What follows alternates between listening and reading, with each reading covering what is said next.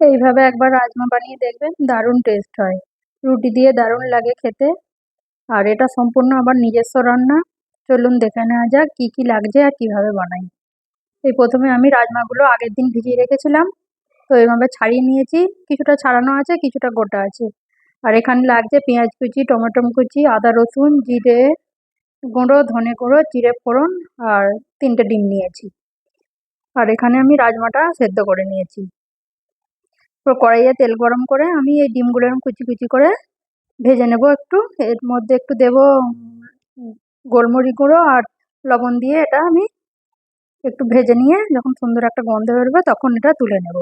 তারপর ওই কড়াইয়েই আমি একটু তেল দিয়ে জিরা ফোড়ন, একটু হিং ফোড়ন দিয়ে আর পেঁয়াজগুলি কুচি কুচি করে কেটে রেখেছিলাম।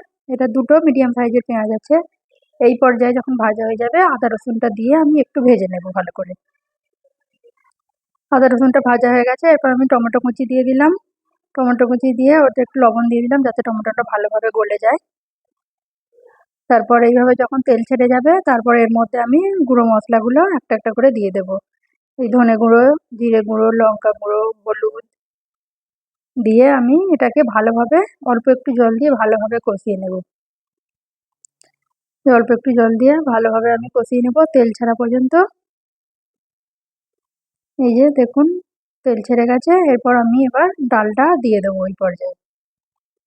ডালটা রাজমা, ওটা রাজমাটা আমি দিয়ে দেবো। একবার বানিয়ে দেখবেন, রুটি দিয়ে দারুণ লাগে খেতে। এই যে এরপর আমি এই রাজমাটা সেদ্ধ করে রেখেছিলাম ওটা দিয়ে দিলাম। এটা একটু বেশি সেদ্ধ হয়ে গেছে আমার, কিন্তু ওই গোটাগুলো আমার গোটা গোটাই আছে, ছাড়ানোগুলো একটু বেশি হয়ে গেছে। দেখুন এটা ভালোভাবে মিশিয়ে নেব। মিশিয়ে নিয়ে অল্প একটু জল দেব, যে সামান্য একটু জল দিয়ে দিলাম ওই বাটিটাতেই। এরপর যখন ফুটতে শুরু করবে ভালোভাবে মিশিয়ে নেব এটা।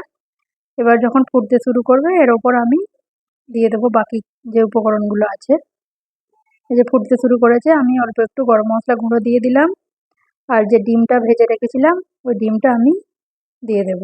দিয়ে ভালোভাবে এটা মিশিয়ে নেব। এটা যখন আরেকটু ভালোভাবে ফুটে যাবে, ডিমের ফ্লেভারটা রাজমার সাথে পুরো মিশে যাবে, তারপর ওটাকে আমি নামিয়ে নেব।